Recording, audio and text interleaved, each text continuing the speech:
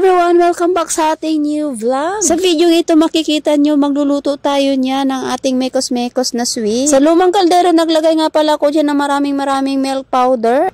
Tapos naglagay na rin ako dyan ng krema. Yung gagawin nating sweet ngayon is cream caramel. Dahil ngayamanin ngayon ang inyong inday, kaya yan napapagawa tayo ng maraming cream caramel. O diba? San ka pa? Kung magtataka kayo, medyo matagal-tagal nga ako dyan nabukas ng cream caramel dahil nga mas marami tayong gagawin for today's video. Dahil nga may bisita si Amo na utusan niya akong gumawa ng ganitong sweet kasi daw magpapakain daw siya dito sa bahay niya ng hapunan. At dahil nga masarurin ang inyong katulong, ayan for the gawa-gawa na naman ang inyong inday. Kung makikita nyo, binuhusan ko nga pala yan na mainit na tubig kasi nga mas mabilis pag mainit na tubig na ilalagay mo, hindi ka na magpapakulo pa. Sa lahat kasi ng mga ginagawa ko, ayaw ko yung nahihirapan ako, kaya ito easy lang. Pagkatapos ko nga malagyan ng mainit na tubig, isinalang ko nga pala dyan sa kalan at ayan, hinalo-halo ko na. Kailangan nga pala tuloy-tuloy mo lang ang paghahalo para matunaw lahat yung mga powder niya. Kung mapapansin nyo, pula talaga ang ating apoy kasi nga paubos na ata yung gas nila, kaya ayan, makikita nyo pulang-pula talaga siya, pero wag kayo mag-alala, malinis po talaga ang kalan nila. Pag ako kasi ang gumagawa ng cream caramel, hindi ko talaga hinihintay na mas sobrang kulo siya kasi ayoko naman kasi magbuo-buo ulit yung powder niya. Pinagpatuloy ko nga pala dyan ang paghahalo hanggang sa matunaw lahat ang mga powder at ayan,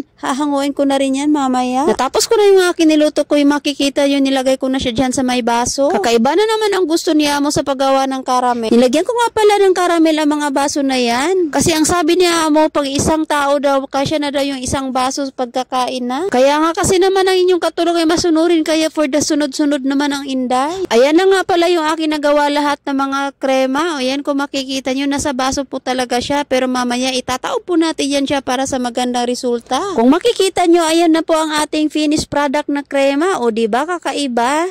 Thank you for watching!